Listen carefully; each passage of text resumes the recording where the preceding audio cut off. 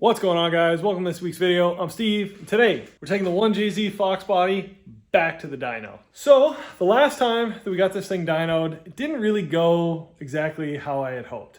So we spent all winter putting this new turbo setup on the car. Pulsar 5455G or G30 660 copy. It's got a Deechworks 420 fuel pump. It's got a CX Racing manifold, 50 mil external wastegate, 1000cc Bosch EV14 injectors. It's on 94 pump and it's running a Fuel Tech 450. So all the internet rigmarole, I was hoping to make 400. Last time I took it to the dyno, we made 340 wheel and about 360 pound-feet of torque, right around like 1920 PSI.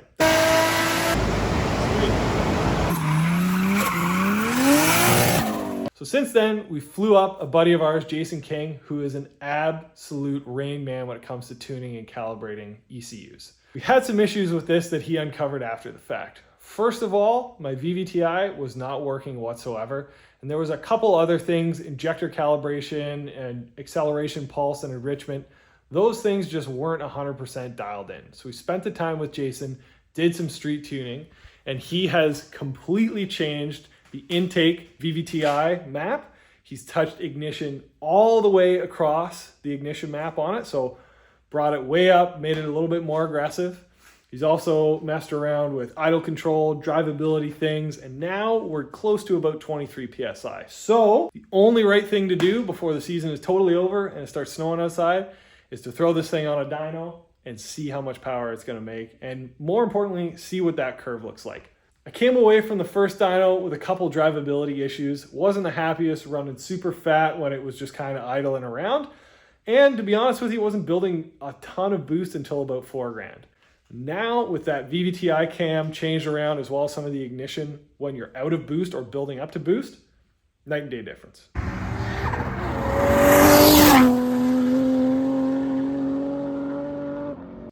So we're not going to Calabogie today. We're going to a local guy here, Dyno Tune Motorsport. I don't know. We're going to a local guy. And the best part is I get to drive this thing there. So let's do it.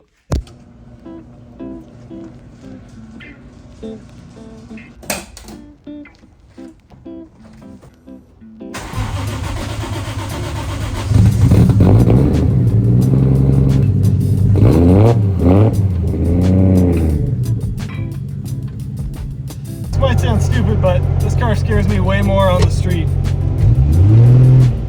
Mostly because I don't trust it and it's broken on me a lot, but so far so good. New hood looks worse outside. Still good though.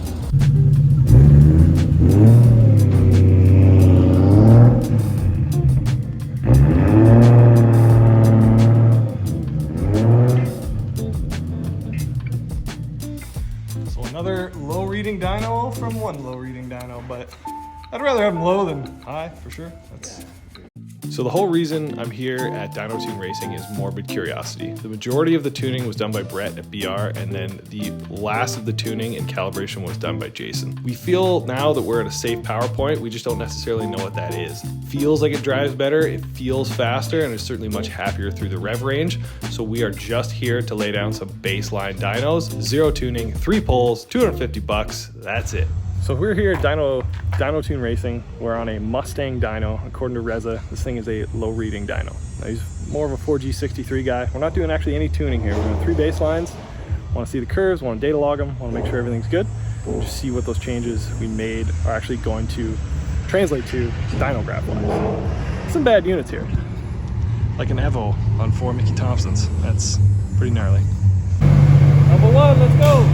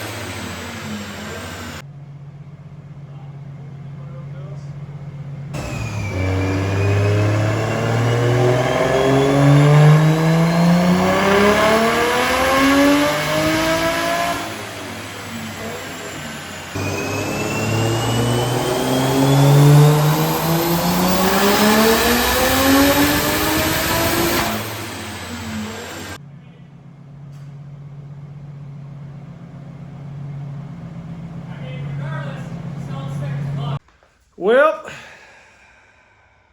so unfortunately, that is yet another dyno, yet another disappointment with the 1J Foxbody.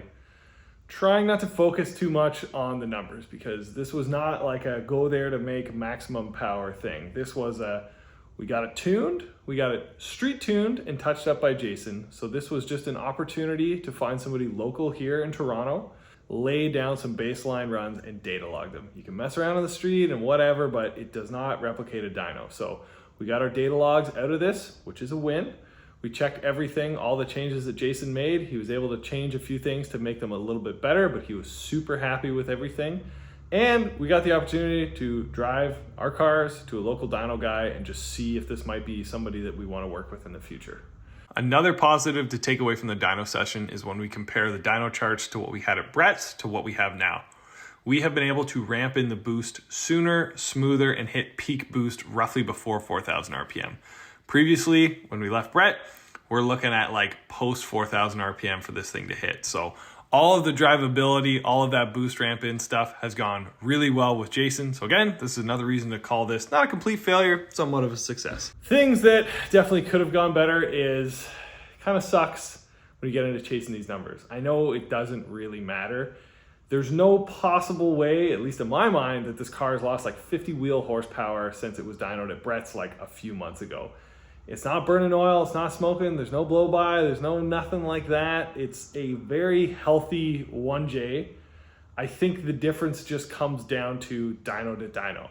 Clearly, dyno numbers vary dyno to dyno, and it is all subjective, based on correction factors, based on how much you load them up. I'm really trying to focus on the fact that the number doesn't matter. I got what I got, but god damn it, it is still a little disappointing. The good news is all the changes that Jason did, they're fine. The car is fine. It's probably still around 350, 360 wheel, which is great. So at the end of the day, everything worked great. We got to take our cars to the dyno, we got safe tunes, we got fast cars, everything's happy. So I really can't be too mad about that. There's no reason chasing numbers. It's all ego stuff. So I'm trying not to let that get the best of me. But that is going to do it. The latest dyno disappointment with the 1J Foxbody. Thank you very much for watching, guys. Appreciate you very much. Like, comment, subscribe. Helps me and Rhett out a ton. Thanks for watching. See you next time.